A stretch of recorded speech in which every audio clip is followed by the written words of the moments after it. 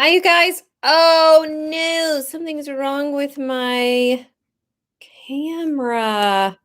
Let me see what I can do here. Hi, everybody. Sorry about that. I had everything set up and then, darn it, something went wrong with my camera.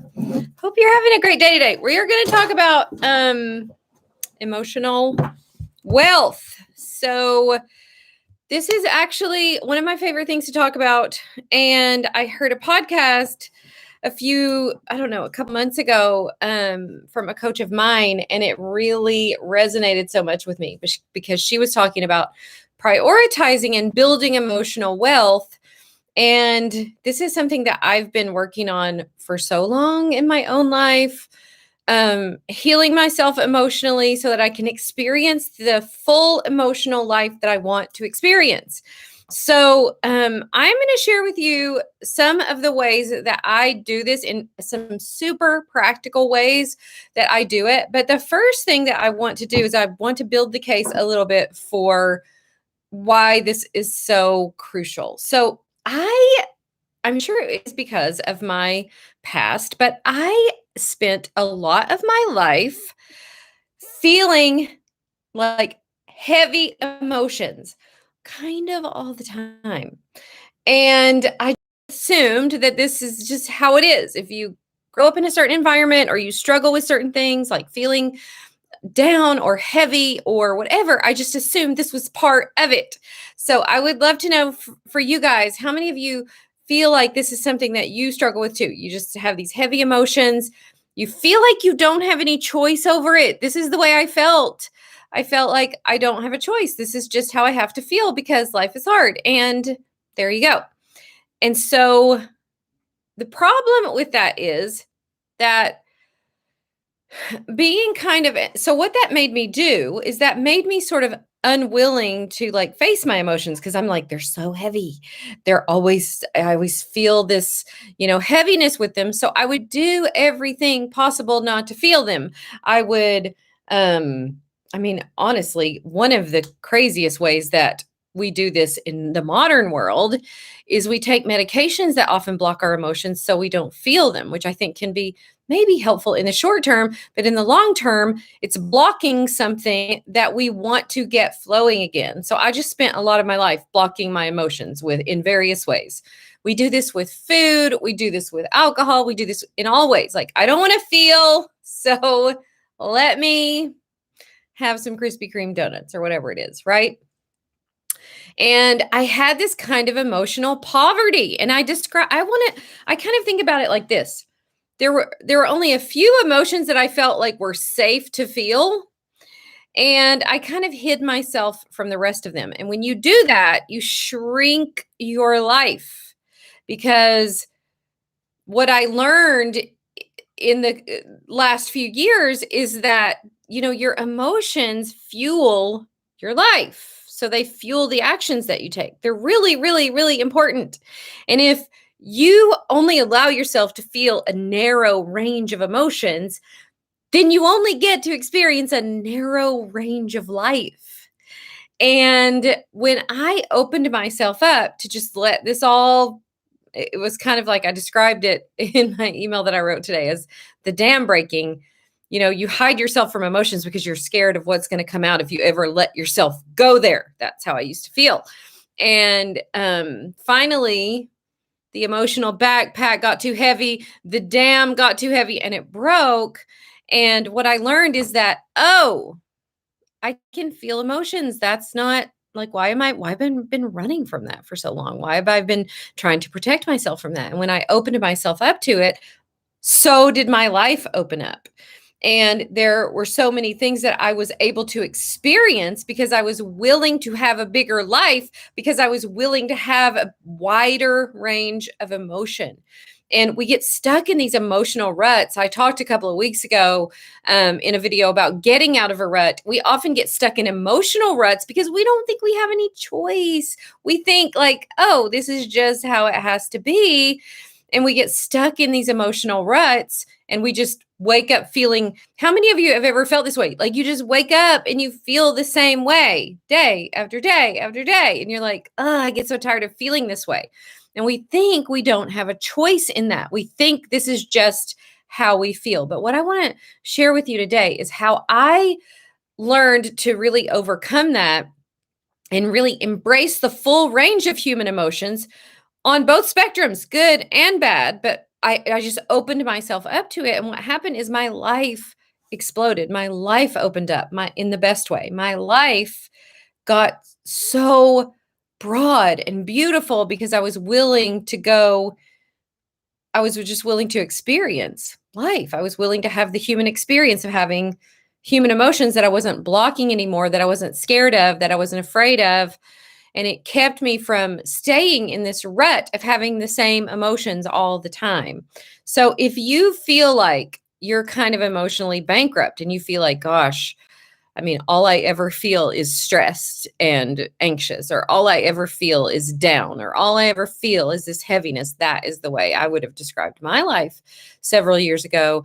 And I learned ways around it. Probably nobody else would have known. You learned how to, get by and everything seems fine, but I wasn't really experiencing the fullness of life that I do now.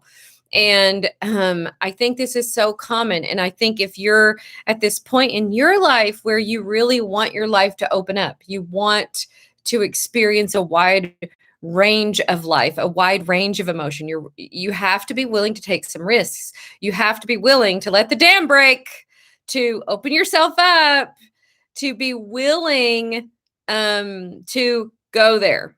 So in my life, what happened was the first thing that I had to confront was my past. And I was for sure that I had to think the way I thought about my past, that I had to have these heavy emotions about my past. And one of the things that we're going to talk about today will totally disprove that. You don't have to continue to have the same thoughts about your past that you've always had. You can reimagine your past. I teach my clients how to do this all the time. It's the most magical thing because you think you know all the lessons from your past or how you're supposed to feel about your past. But I promise you, if you're willing to loosen your grip on that, and you're willing to reimagine that, you can totally change that. And it's the same exact process for how you just decide what kind of emotional life you want. You guys, listen, it doesn't matter how much money you have in the bank. It doesn't matter how big your house is or how many nice cars you have. If you don't learn to manage your emotional life, if you don't learn to build emotional wealth, none of that will matter because none of that makes us happy. None of that brings contentment. None of that is fulfilling or meaningful. And if you don't learn how to create your own emotional experience that you enjoy, which only you can create, then you'll live in this sort of emotional poverty no matter what you have on the outside. So I would love to know from you, first of all, if you feel like this is an area you struggle with. Let me know in the chat. Do you feel like this is something that you're like, yeah, I don't really experience the life that I want. I don't really have the full emotional experience that I would love to have. I would love to know that in the chat. Also, if you want some pretty simple, easy ways to fix that, that is what I'm going to share with you today. So I'm really excited about it. So the first thing is this: stop delegating your emotions to other people and things. Stop delegating your emotions to the past. Stop delegating your emotions to what your spouse did. Stop delegating your emotions to your children. Stop delegating your emotional life to that coworker that makes you crazy, right? You have agency. You have the ability to create for yourself whatever you want. And I promise you that no matter what they're all doing out there, the reason you have the emotional experience that you have is because you are creating it for yourself. How do you create it? You create it with your thoughts. So when you get in a rut with your thinking, which is what we talked about a couple of weeks ago, you also get in a rut with your emotions. You think the same things all the time. Oh my gosh, my life is stressful. Oh my word, the world is crazy. That creates a thinking rut, which creates an emotional rut. And you think to yourself, well, I don't have any choice. I just always feel this way. You do have a choice. And it's really, really important because the choice that you make there is what is going to give you the results in your life. So let me give you a simple example. I talked about this yesterday, but I've still been thinking about it this morning. So I joined a gym about 4 years ago, and they do things in that gym that I've never done before, like hard things, lifting barbells and, doing certain weightlifting things, certain gymnastics moves that I, knew as a kid, but hadn't done as an adult. And it's hard. And so yesterday, and I've come a long, long way, but yesterday we were doing this move, and I was really scared about it. It's like, bringing up the barbell and then like lifting it up and then getting under it into a front squat. It's called a clean. And I was doing a heavier weight than I had ever done before. And I was scared. And I just kept thinking the whole time, I'm not gonna be able to do this. This is too heavy. I'm not gonna be able to do this. And I felt like, scared, right? So as you do when you feel that way, I got up to the bar and I lifted it up and I got it to here and then I dropped it. And my coach came over to me and said, Edie, you're strong enough to do this. The reason you're not doing it is because of here. You're just not committing to it. You're not going all in. Now, the reason why stretching ourselves in areas of life is so good for us is because on the other side of that, I might get to feel the amazing emotion of, oh my gosh, I did it, you guys. Like, how long has it been since you felt that? Like you did something and you surprised yourself and you get that broadening, that sort of opening up of your heart, and you get to feel this amazing emotion, right? So on the other side of that, that's possible. But also, if I take the risk of doing it, I might fail again. And so on the other side of that is like, right? And so we're scared to feel the so we won't do the thing that lets us experience this broad range of emotion. And so I just decided, okay, I can do this. And I borrowed his belief. He thinks I can do this. He thinks I'm strong enough. So I go up to the bar and I'm like, I'm going to give it all I've got. If I can't do it, fine. It'll fall where it may. I'm going to give it all I've got. And I did it. And I was so like, that experience has been like an emotional high for me for the past couple of days, because I was like, I did it. I did something really hard. And I've worked for the last 4 years to be able to do it. And I stepped up to the bar and I did it. So that experience is available to us if we're willing to get out of our comfort zones, to make ourselves uncomfortable. You want to experience life in the way you're currently not experiencing it, you got to do things that you currently aren't doing. So you got to be willing to get out of your comfort zone a little bit. And that range of emotion and that sort of pursuing something that's hard it really is what gives us meaning. And so we can stay in our little narrow range of life and emotion and thinking and stay in the same little rut. Or we can just decide, I'm going to take a chance. I'm going to do this. I'm willing to feel really bad in order that it might be so cool. And I'll have this I'll create this experience for myself emotionally that's super satisfying. But the first thing you have to do is you have to realize that it's on you. Your emotional experience of life is on you. That heaviness that I carried around for years, I carried it around because I kept thinking to myself, wow, I've had a hard life. Oh my gosh, my past has been difficult. Wow, things like this always happen to me. And that thinking kept me stuck in this emotional pattern that was not healthy.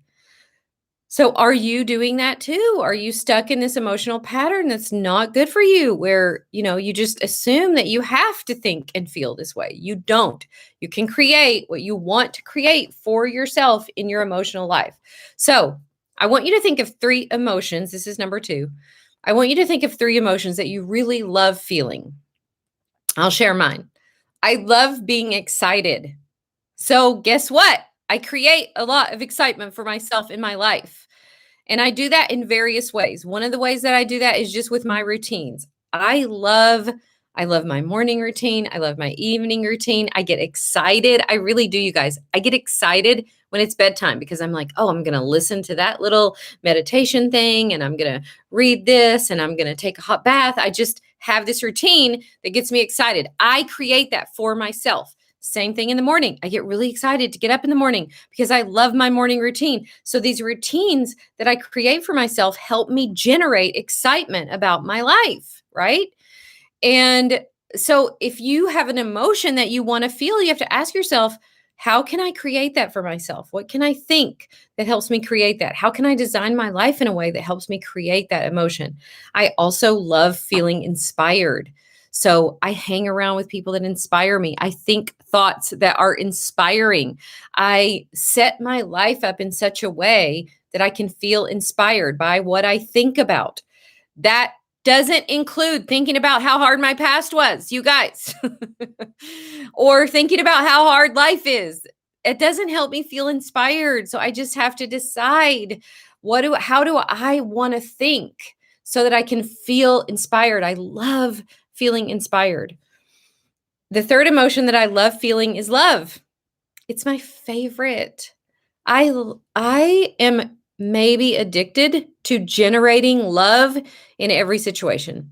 I go into a situation and I think to myself, how can I generate the feeling of love for this person? How can I think about them in such a way that it helps me understand them and be compassionate for them and love them?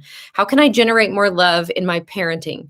How can I generate more love in my marriage? What do I need to think about my spouse in order to generate love? I generate so much love for myself in my life. It's so intoxicating. And if you want to feel more love, you have to create it for yourself in the way you think about the people in your life, in the way you think about your life. You want to love your life more? That's on you. You can just decide that you're going to think of all the ways you love your life. Or maybe you need to work on how you think about your job. Maybe you have a terrible attitude about your job and you always feel this certain way when you go into your job. You can stop doing that and create for yourself the emotions that you want to create for your job. You can do this in every area of your life, and it's so empowering. Well, how do you do that? You have to practice. This is number 3. You have to practice. You know why I'm so good at generating love? Because I think about it all the time. I practice it. I think to myself, yesterday I took Thomas to this really so interesting little hillbilly safari. It was so cool, out in the middle of nowhere. You can drive through and see the animals. And I just went there wanting to be amazed, wanting to generate positive emotion, wanting to enjoy him enjoying it. I even was so into it. I asked the lady there, I'm like, how in the world did a place like this with all these crazy animals just pop up in the middle of nowhere, rural Tennessee? I'm so intrigued. And she said, this story is so cool. She said, well, this used to be a car lot like 20 years ago, and somebody paid for a car in elk. So we had a herd of elk. And people stopped to see the elk. They thought that was so fascinating. And we were like, hey, people love stopping seeing animals. We should get some more animals and charge them to come through here and see them and feed them. And it's the coolest place. And Tom and I had so much fun. My car is full of the carnage of feeding the bison and the elk out of our hands. And it's spilling all into my car. But we had so much fun. So how can you take responsibility for yourself, for the life that you're creating, for the emotions that you're generating for yourself, and just decide, I want to feel more excitement. I want to feel inspired. I want to feel more love.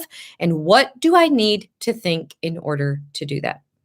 You guys, I have loved being with you today. I hope this helps you in some small or large way. I also want to let you know that if you love the content that we provide here, you would absolutely thrive in my coaching program, which is Life Mentoring School. We open every quarter, but I usually once a month will send an email or two allowing a few people to come in. So if you're not on our email list, go to lifeandgraceblog.com/purpose. And you'll get a free download for how to know what your purpose in life is. And then that will put you on our email list so that we can let you know when we open Life Mentoring School. I love helping women create the results in their lives they want. I love watching them make magic in deciding what emotions they want to create and what kind of life they want to make for themselves and their family. It's such an awesome place. So if you're not on our list, go get on our list. And I will see you next week. Thanks for joining. Consider subscribing and sharing our videos out with your friends and family if you haven't yet. All right. Love you guys. Bye.